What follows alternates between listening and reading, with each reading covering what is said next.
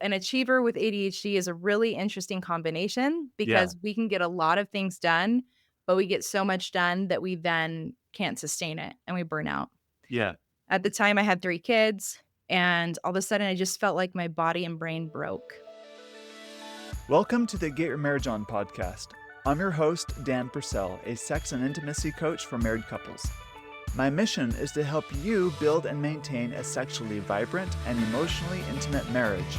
Join me each week as we explore principles and practical tools based on Christian values to create the passionate, joyful, and thriving marriage you're designed to have. My kids like to joke that ADHD stands for Attention Deficit Hey Donut. And that's pretty much the essence of what we're going to talk about today. How ADHD affects your marital relationship, especially your sexual relationship. The CDC in America says that about 6% of adults have diagnosed ADHD, but the actual number might be a lot higher than that because it is often undiagnosed. If you're in a marriage where either you or your spouse tend to have hyper focus on one thing, like a lot of interest, and then lose interest, especially with sexual desire, they're like really into it sometimes and then totally absent of desire other times, it could be a sign of a brain that's in ADHD mode. My guest today is Kamden. She is an expert on all things marriage and ADHD. She's a fantastic guest. We're going to learn a lot together. We're going to talk about the superpowers of ADHD and how it can benefit a marriage, such as the creativity that can come from that kind of a brain. Also talk about some of the liabilities, such as the constant need for novelty, hyper rejection sensitivity, and how ADHD can amplify other existing issues in the marriage.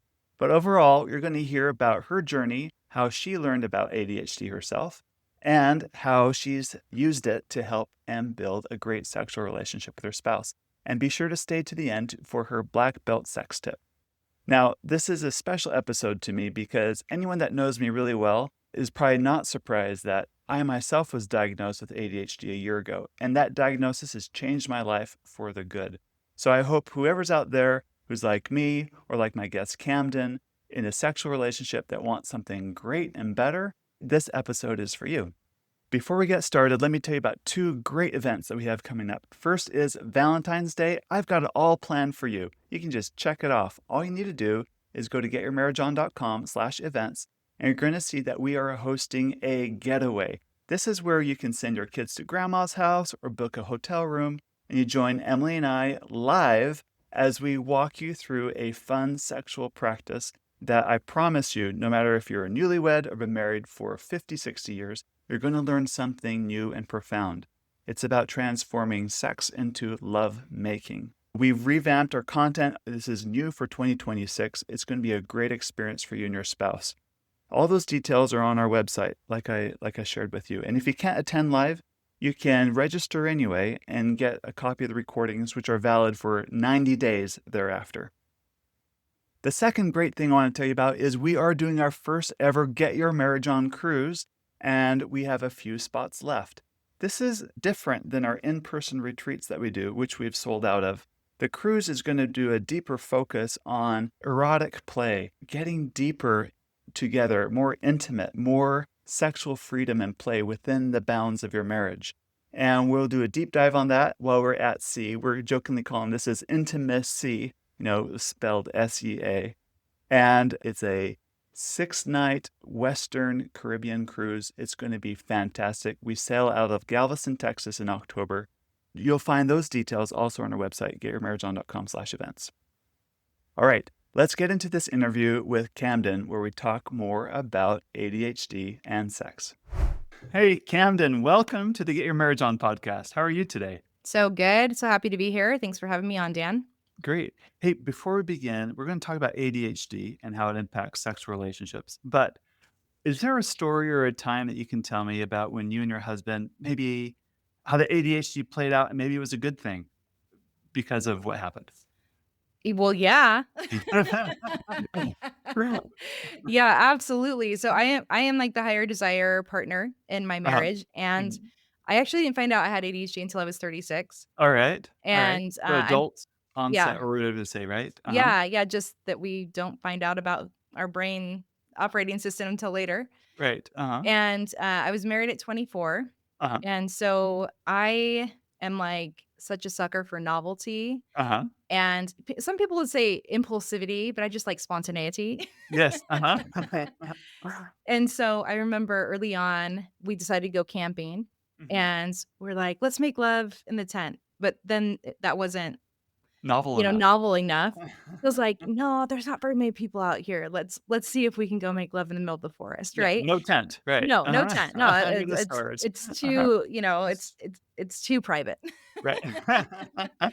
And so we did. We found a spot and we're able to make love in the forest. And so we kinda came up with this little song that now I'm gonna give myself away, but it was "Making love in the forest," this little melody, Uh-huh. Uh-huh. and it's very public now, but this inside joke that we can always tie to a really fun, Uh-huh. spontaneous, Uh-huh. playful time that we had together, Uh-huh. whether we're with our kids or we're with friends or whatever, we just hum, I love that. Uh-huh. and yeah, it brings us back to a fun, carefree time.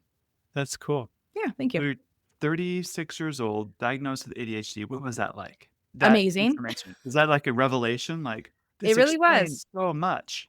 Yeah, it really was. I had reached, like, burnout. I'd Yeah. been working in entrepreneurship for about a year, really, really intensely. Uh-huh. And if you follow the Enneagram at all, I'm an Enneagram Yes. 3. All right. All I'm right. the Uh-huh. achiever. Uh-huh. So, an achiever with ADHD is a really interesting combination Yeah. because we can get a lot of things done, but we get so much done that we then can't sustain it and we burn out. Yeah. At the time, I had 3 kids, and all of a sudden, I just felt like my body and brain broke.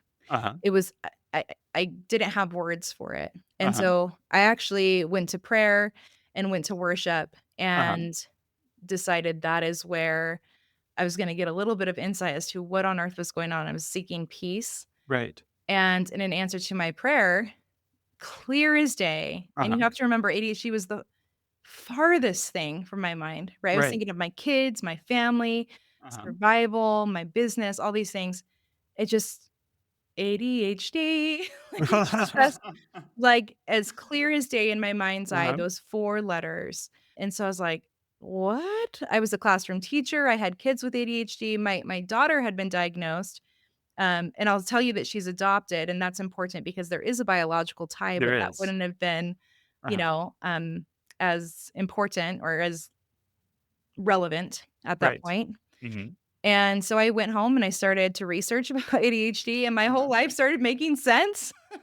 Yeah. And so for me at 36 with these 3 kids hitting burnout and then seeing myself more clearly was this relief that I cannot describe. And that's not everyone else's experience per Uh-huh. se. It is Mhm. many people's experience. They finally can, you know, put a point on what actually was happening, but it was mine. And because I am that 3 personality, tend to be more, Mhm. it was like, "All right, it's go time. Like, Uh-huh.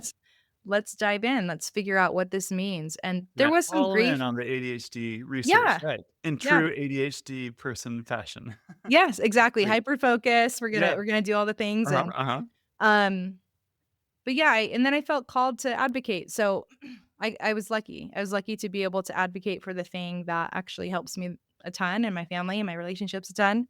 There was grief associated with some stuff too, like what would life have been like Yeah. had I Had I known known? this sooner, if I could get treatment sooner. Right.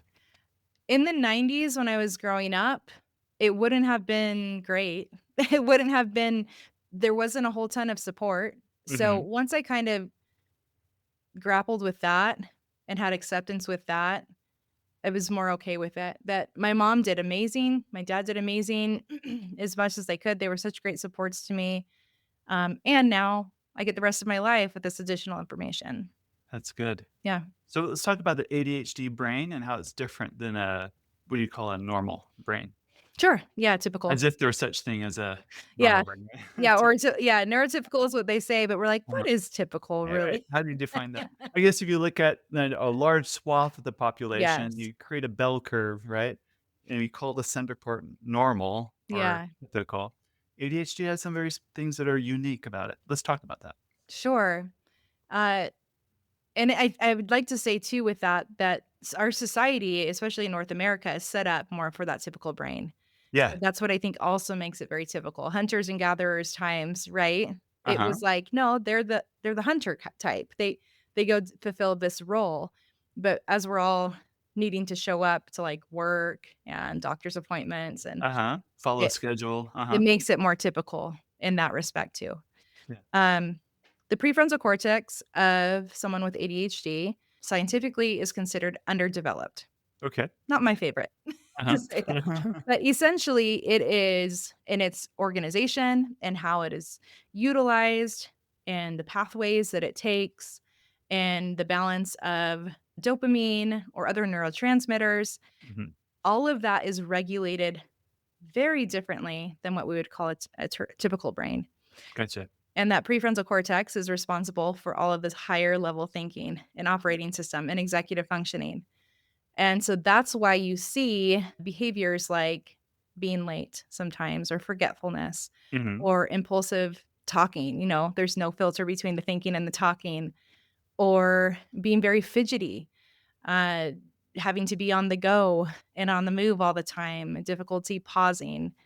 That's why things that appear very simple, like making a phone call to a doctor, Uh-huh. are extremely difficult for us because our body doesn't regulate the step by step nature. It sees big picture, but it Uh-huh. doesn't give us the step by step nature as to how to fulfill that bigger picture. Right. So we feel a lot of overwhelm, etc. You say it gives you the big picture, whereas there also the opposite extreme too, where all you see is the micro Yeah. and you kind of fixate on that and you miss the big picture too. So because of the dysregulation, especially if we're thinking of emotions in particular, if there's a trigger, if there's any trauma, if there is a hyper focus on something that we're really interested in, it becomes very difficult to, number one, break away from Mhm. that thing because that's very crunchy. That transition away from something feels like death. It just feels Yeah. terrible. So expensive. Yes. Uh-huh. Yes, Right. precisely. Yeah, the cost is great. Yeah. In addition to that, um, if there is normal trauma, Sure. Uh-huh. okay, if we experience a trigger, the regulatory system in our body, in our nervous system, and a typical person would say, "Brr, brr, brr," like time to like Uh-huh. start to regulate the body, and ours does that very, very differently. Uh-huh. So on one hand, that's why you get like really amped up athletes and creative minds that are artists and can like throw like massive amounts of energy and passion into things. Mhm. That's also why it's really difficult for us to pull away when we've been harmed or hurt, or we don't feel safe, or we feel like our trust has been betrayed, because it feels equally as huge for us. And so it's harder to see Yeah. the big Yeah. Yeah. picture. Yeah. So what's it like for the normal brain person to be Mhm. married to an ADHD person? Yeah, Let's so we talk should about get my that. Yeah. husband in here. Yeah, yeah, exactly. Uh-huh. What Yeah. would he say it's like being married to someone with Oh, ADHD? it's bliss. I mean, it's The creative, the good looking, of course. What's work? Oh, yeah, it's an interesting question. And I was gonna bring this book up. If you're familiar with ADHD After Dark by Ari Tuckman, he did a full survey Uh, and study based upon this particular situation, great. neurotypical and ADHD. So he didn't do anything with ADHD. All of his partnerships were one is Yeah, and one isn't. got it. Okay. It's that pairing, right? Yeah. So there's actual research in that one, which is interesting. But what would my husband say? Yeah, you got to learn some flexibility really fast. Uh-huh. If you're married to someone with ADHD, rigidity is a sure way to create contention Mhm. and misunderstanding. I would say That's on the negative side. We can keep going there. I would also say he would say it's really exciting that Mhm. we pull people in outside of their comfort zone, and we can show them that they're safe even outside of their zone of tolerance. Yeah. Uh-huh. That there's freedom and joyfulness and spontaneity and flexibility. Our daughters 2 of our daughters also have ADHD, and so I think that plays into all of this as well, Mhm. parenting kids with ADHD and being parents together as Mhm. partners. I know that's not what we're talking about today, but I think that there's a really beautiful yin to the yang in a neurotypical and a ADHD or neurodivergent brain, and when you can hold on to yourself Uh-huh. and allow your partner to hold on to themselves and then know how to come together with that beautiful harmony, it it's magical. It can be vibrant and beautiful. Learning how to get there. That And that's the quest of a lifetime, yes, yes. it Uh-huh. is, it is. It is a quest of a lifetime, and I believe that the more that we can come to know and be less delusional about who we are as people, as Mhm. individuals, I don't say faster the progress, but the deeper the growth and the more patience we have with each other. That's kind of a deep answer. I I can like give you that. sillier answers, but I like that answer. yeah. Good. So, Camden, I see this in my Facebook group sometimes, and people tell me, like, "Ah, my wife has ADHD. We're in the middle of making love, and she talks about holiday plans." Something Bless her completely heart. unrelated. It's like, if only she didn't have ADHD, we'd have a better sex life. Yeah. What do you think about that? It's a really relatable and funny idea. Uh-huh. Not necessarily even for me, Uh-huh. but even with me, I think as women, we also just have a lot on our plate, Oh, yeah. and sometimes it's hard to, like, differentiate. It's not so much of an on-off switch, right? It's Right, that right. that glow on back and Uh-huh. forth, the sunrise sunset effect. So, yeah, maybe the sun's barely coming out and she's like, "Oh, shoot." Forget. What would I say to that? I would say, well, in this book, he talks about that. He talks about that even women with ADHD, they are more likely than men with ADHD to have wandering thoughts during sex. That Right. is so yes, research points to that. Yes. Um, But it happens anyway. Of the 2 sexes, generally speaking, generally speaking. women's minds will wander more. And Is it also just that that's yeah. also part of the inattentive side of ADHD. So there's 3 Uh-huh. different. There's ADHD hyperactive, ADHD inattentive, ADHD combined. Uh-huh. And generally speaking, once again, nuanced, women tend to have more of the inattentive. That's why we weren't caught when we were in In elementary elementary school. school Right. bouncing off the walls, right? So it would make sense that this would come up in your Facebook group for sure. Uh-huh. Are Uh-huh. you curious about solutions or I'm here to like say, yeah, that's I'm probably just curious happening. that I this is my hypothesis, Yes. is ADHD might amplify Yeah. problems, but it doesn't mean that's the cause of the problem. Like, No. No, not at all. that's Yeah, it's not a curse. It certainly has its distractions mhm. and it can have its downsides, but just like anything else, when we get to know that that's a part of our existence, we no longer have to fear it or have shame around it. We just say hello to it when it pops up, and Uh-huh. then we can decide what we're gonna do with that. I usually tell my clients, it's like you just kinda place a red flag, and that Uh-huh. sounds even extreme for here, but you just kinda place it and say, "Oh, I did that thing again. What do I want to do here?" Right. And a lot of the time when we pre-decide, with our spouse or with our Uh-huh. partner what we're gonna do in those situations, then we don't have to worry about the shame and the embarrassment and the guilt, right?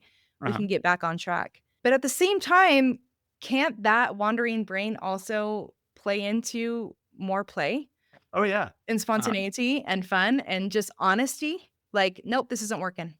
This isn't Yeah. working for me," right? Uh-huh. I think it's when we're trying to take care of our partner's emotions in that. Insects, especially insects, yeah. Yes, while we're doing it, we when we can trust that they can take whatever we need to express. I'm so Uh-huh. sorry, I am so distracted right now. Can we for me, often it's, "Can we please turn on a soundtrack?" Uh-huh. Or, "Can we do something else?" I have to, like, have something to distract the rambunctious part of my brain so Yeah. that I can be present with you.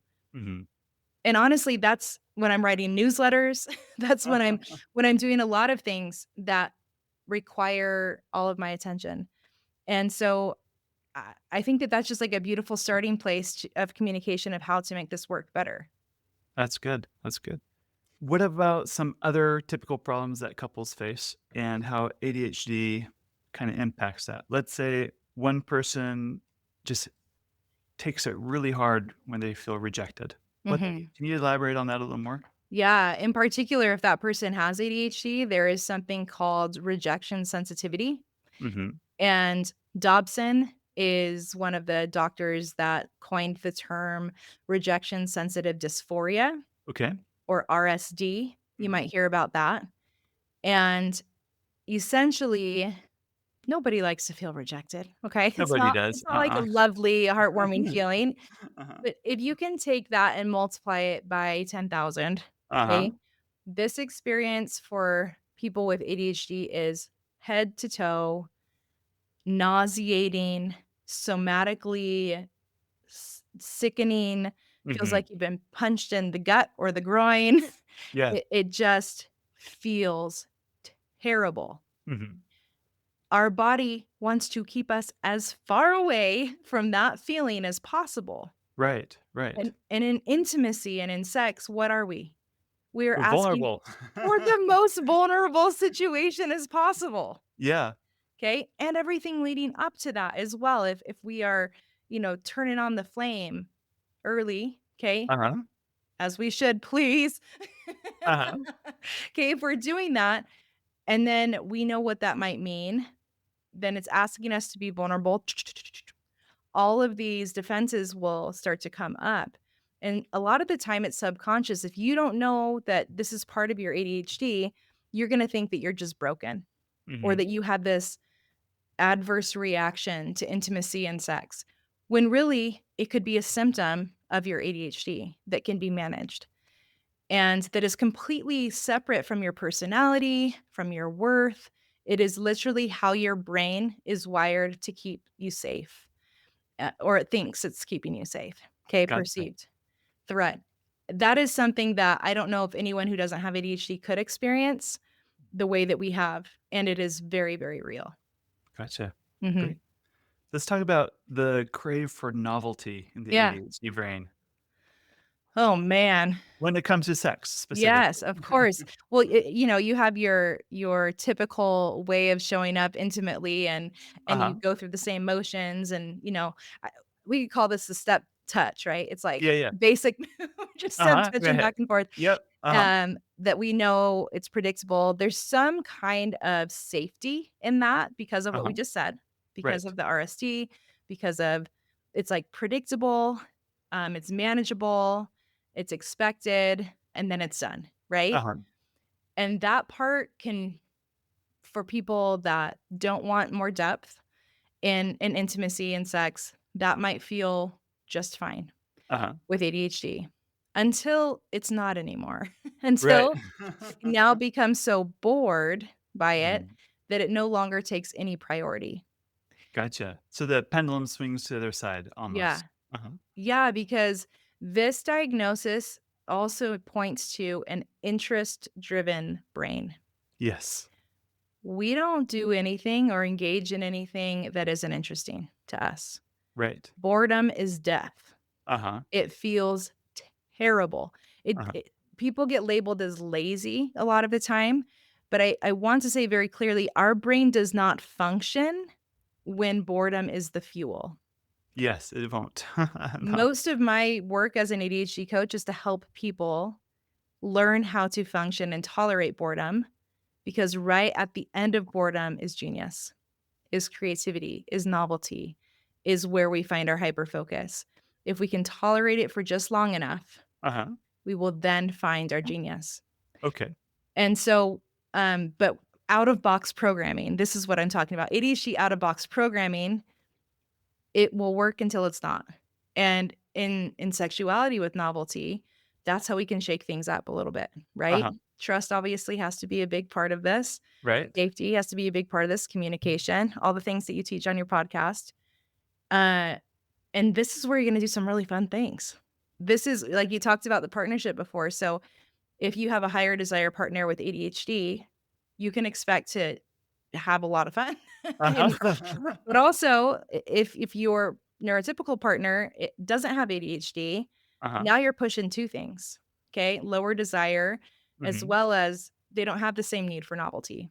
Yeah, And so that dissonance can maybe sometimes feel very, very challenging, right.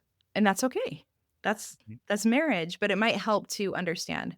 So, do you want examples of novelty? You talk Yeah. about this all the Yeah, time. yeah. Give So, us some examples. I mean, you know all these things. Music and fragrances and toys and, hey, I downloaded your, 101 what is it? Hun I have 2 of them. 101, like, creative ways to initiate sex. was I also it have a Initiation? I think it may have been that. Yeah. okay. Uh-huh. Yeah, so I downloaded those were so fun to read through Uh-huh. with my husband. We read through them in the line at Disneyland. Uh-huh. We decided to this is novelty, to not tell our kids. I'm from San Diego. We got babysitters, my family members, Uh-huh. and we took off. Uh-huh. And we had a It's just secret the 2 of getaway, you at Disneyland. just the 2 of us, Uh-huh. okay? And the second half of the day, I put lingerie on underneath my Uh-huh. clothes, Uh-huh. and he knew it, Uh-huh. but I just looked like But no normal, one else right? knew it. Yeah, Uh-huh. no one else knew it. Uh-huh. There's the novelty, there's the fun, there's the playing, Yeah. right? So Uh-huh. it's the spontaneity of doing something like that. Mhm. It's the spicing it up a little bit. It's the Yep. reading the things and lying for the haunted mansion together, Uh-huh. right? Uh-huh. It's none of these things. My husband would never, he's it's just not his way. Uh-huh. But was he benefiting? Was it still fun? Was it still connecting? It was probably we've been to Sweden, we've been to Peru, we've done lots of things, but that one day at Disneyland, because it was so intentional on following the playfulness, Mhm. was so good for us. And thankfully, it's not just good for us, it's for a lot of people. But we've done a lot of work as well to have that trust in our relationship. He's grown a great deal. I've grown a great deal. The communication, the understanding of each other is essential to this. That's great. I'm just listing kind of like the normal ones. There's so much more, I'm kind of being superficial with a lot of these things, but keep listening to his podcast. He has lots of That's great great. That's ideas. good. Yeah. Yeah, I believe novelty is really important because you wanna keep your marriage vital Yeah. over the long haul. I think it is a mistake, though. I think in the ADHD brain, sometimes I've seen an intense hyper focus on the thing they're not getting. Oh my gosh, absolutely. Can you talk on that a little bit? Absolutely. Like, Um, as you think, let me give you a story. yeah, Like a person I've coached just really wants oral sex as part of their this comes marriage. up a lot. Yeah. Yeah, she's Mhm. not into that, but Yeah. it's like the thing he can't have now becomes almost obsessive, like, Yes. it's the measure of the marriage now, it's the measure of their intimacy, it's Yeah. like it becomes a yardstick for everything, but it's really difficult to, like, zoom out of that sometimes when you're in it. It sure is. Yeah. I'm gonna speak through the context of ADHD, and it's probably gonna be not much different than what you're saying, but with an ADHD heart here, that when we want something, it is very difficult to break away from it. Mhm. I have a 4-year-old, Uh-huh, uh-huh. and I was just picking her up from, preschool today, and her teacher said, "What do you do with her big feelings?" And when we think about the underdevelopment of the prefrontal cortex, Uh-huh, okay, and the inability, uh, the dysregulation, there's uh-huh. still ability, but it takes some coaching and patience, okay, Yep. to regulate and prioritize. Mhm. This then is catastrophized. Right. Yes. This then, like you're saying, becomes everything, and that absolutely makes sense with an ADHD brain. Because now the entire future of his life as he knew it, there's some grief attached to it, there's some extreme worry and concern and, maybe even disillusionment of what he thought marriage would be, Uh-huh, and having to catch up with that is like going at the speed of light of where his brain is taking him. uh-huh. I think you said it was a guy. Yeah. It's taking him just so far down there when really we're still working here at, like, I wanted to be the line leader, Uh-huh.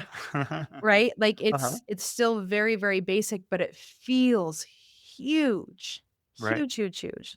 But just like my 4-year-old, it's the line leader. Yeah. Gonna be okay. You still have a lot of marriage left. And if you're still focused on the line leader, you're not gonna partake in the ABCs and the 1, 2, 3s and all these things that are gonna make you a more dynamic leader. Mhm. And when we have dynamic leaders and people we can trust and people we can love on, guess what ends up happening? Progress. Yeah. And maybe that progress is gonna be a million times better than anything you could get in your mind as oral sex. And maybe it will lead to that one day, but you're now not as interested in that because you've gotten a hold of yourself. You realize, okay, I don't have to be the line leader today Uh-huh. because I'm so much more than a line Then leader in this relationship. Sorry, there was, and that's one of an ADHD thing is we will just have parallels till we're blue in the face. yeah. Sorry. Yeah. Yeah. That's good. That's a great parallel too. Very good. What if you're the lower desire spouse with ADHD? How does that amplify common problems that couples typically face in their marriage? Yeah, I'm really glad that you brought that up because just because we have ADHD doesn't automatically mean we're like always the higher desire or like Right, right. Wanna the go have party sex on the roof planner or whatever, right? all the time. Uh-huh. And in fact, a lot of time in my clientele, I will find that women in their 50s, 45 to 50s and older Uh-huh. are oftentimes the lower desire partner and have ADHD Uh-huh. and sexuality in general. Right. Okay. So just understanding their own sexuality and their own worthiness and their own arousal is a problem. It's a Uh-huh. big challenge, not a problem, but it's a challenge for them. And then oftentimes, if they have a partner who doesn't have ADHD, who's a higher desire, we'll just say, and is asking for more sex than they are comfortable with, we Uh-huh. will end up having that conversation as to how can I help him to understand or uh, what do I do Right. essentially? Mhm. Because for many of them, they could fall into people pleasing tendencies. And then what happens is resentment builds up and they want to distance themselves and they're buffering and they're avoidant. And then they're not avoidant only in sex. Now they're avoidant in all their relationship with their partner. Right. They're unwilling to face that hard confrontation because of what we were talking about with Uh-huh. rejection sensitivity. That's going to feel bad. And so they end up living out of alignment with who they are.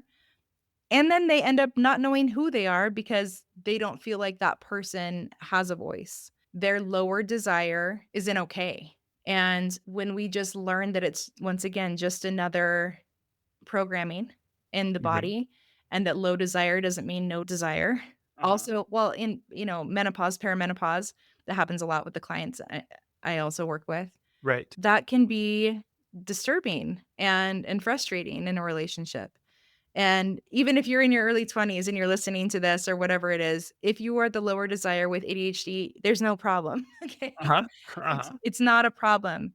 Once again, like we've been saying, there are so many workarounds when you understand things about yourself. Where is your fear? Where is your arousal? Have you learned about what is, arousing for you and what your desired intimacy is and how you like to be seen and talked to and touched? Have you even learned that about yourself yet?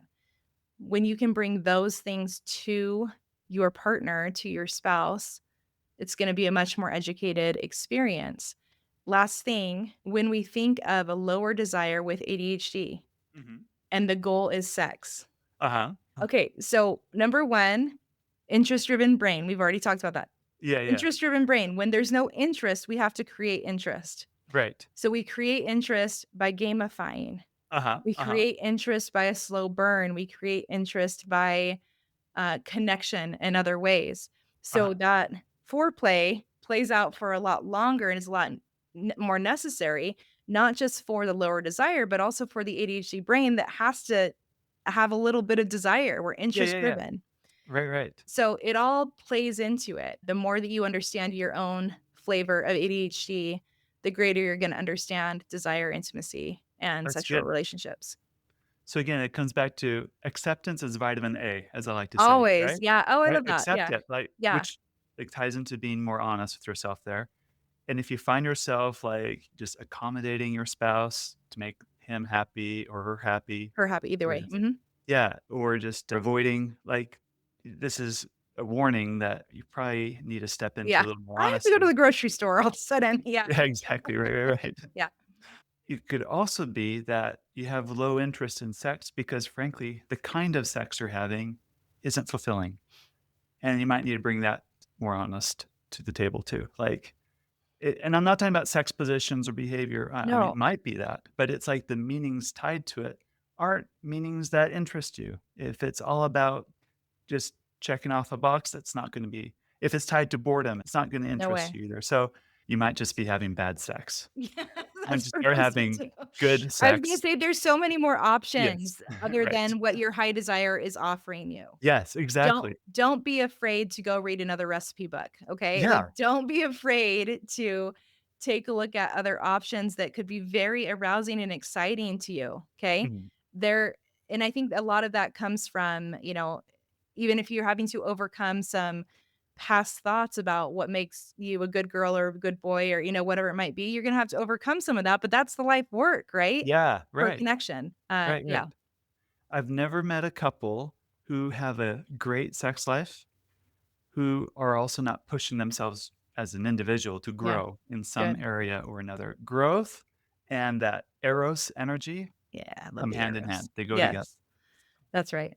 Yep, Camden, one thing I've really appreciated about this conversation is I'm learning that ADHD doesn't have to be like a bug, it can be a feature.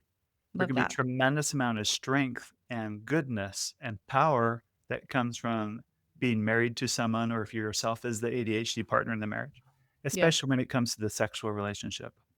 Any other thoughts as we close about this very idea of how it doesn't have to be a weakness, it can be a strength, or how you've seen it in your own marriage or other marriages, how it's become a strength? Whenever you're willing to look at yourself honestly and truthfully, Uh-huh. you're going to progress.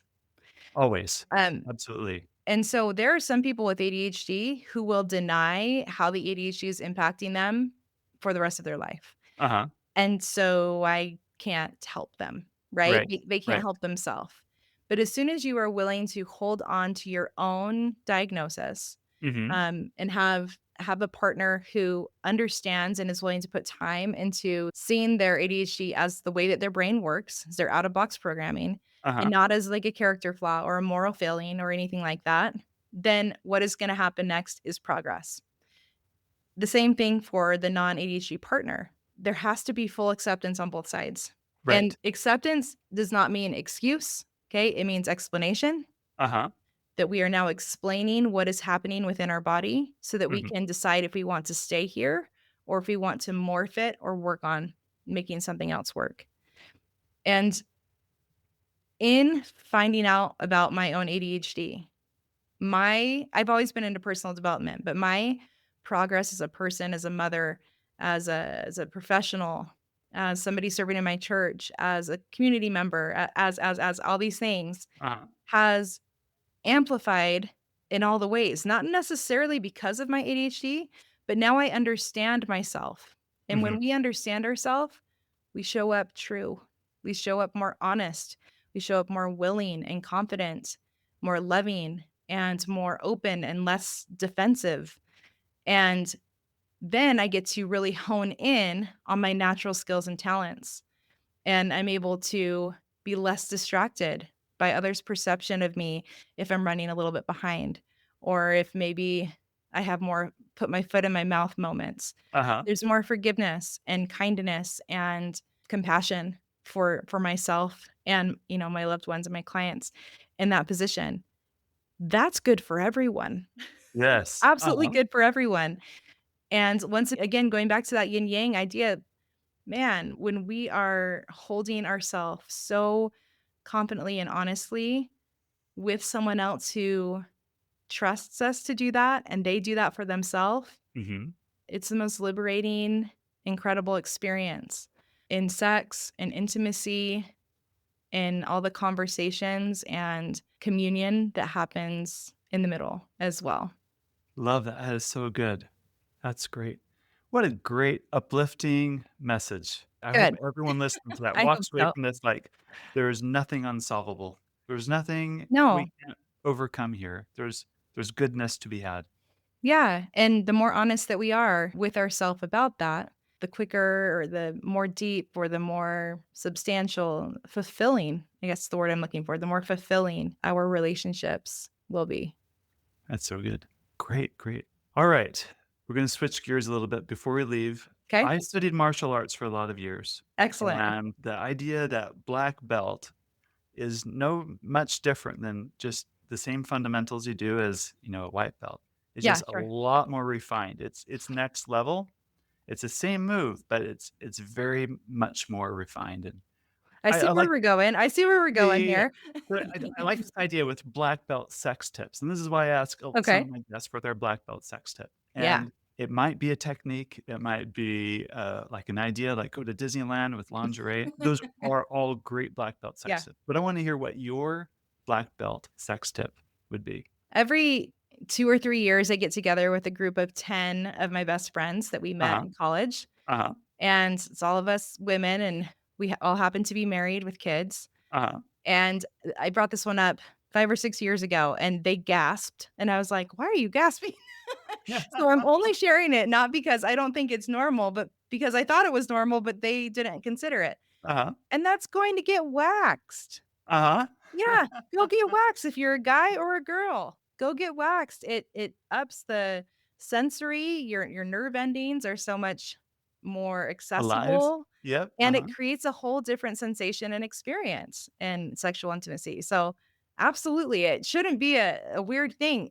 When I got married, I didn't even consider doing that, Uh and so huh. it became something different. Now, like, my sisters and stuff, they're like, "Yeah, that's a normal thing." Uh huh. But I do wonder if, like, a lot of women, especially more conservative women, have never done that, and Uh I'd huh. say, "Go to a professional, please."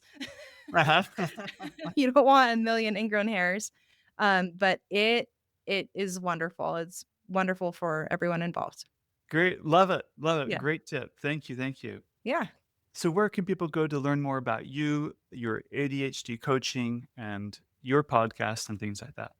Of course. CamdenADHDcoaching.com is my website. There you can access everything. I am the host of The Busy Brained Saint, which is an ADHD podcast with Faith in the center. And it's really joyful. And we talk a lot about ADHD through the context of the gospel of Jesus Christ. You can find me on Instagram at The Busy Brained Saint and Kamden_ADHD. Great. Thank you. Thank you. So much fun today. Thank you again for listening. I hope this episode's been meaningful for you, even if you don't, identify with having all of the symptoms that she talked about with ADHD. But the principles are about learning how to communicate really well together, pushing yourself to grow as a couple. I haven't met a couple who has a thriving sexual relationship that's not really pushing themselves in one way or another to grow, either personally or as a couple. And that's why I invite you to check out all of the resources we have at Get Your Marriage On. I have a very special resource I want to save to the end to tell you about. We have a program that we call Next Level. It's for couples, and it's a coaching program coupled with a community, coupled with a really in-depth course on how to build more intimacy and a thriving sexual relationship in your marriage. And all those details are on our website, getyourmarriageon.com/program. And for listeners of this podcast, we're giving you a 30 days free access. So you can check out the whole program. You can even get free coaching from our expert coaches and apply these things in your marriage and see what benefits it gives you, all free for 30 days. So that's getyourmarriageon.com/program. We have a lot of fun bonuses too when you sign up. So be sure not to miss that. Again, thank you for listening. Go share this podcast with your married friends. I promise they'll thank you for life. And now it's your turn to go get your marriage on.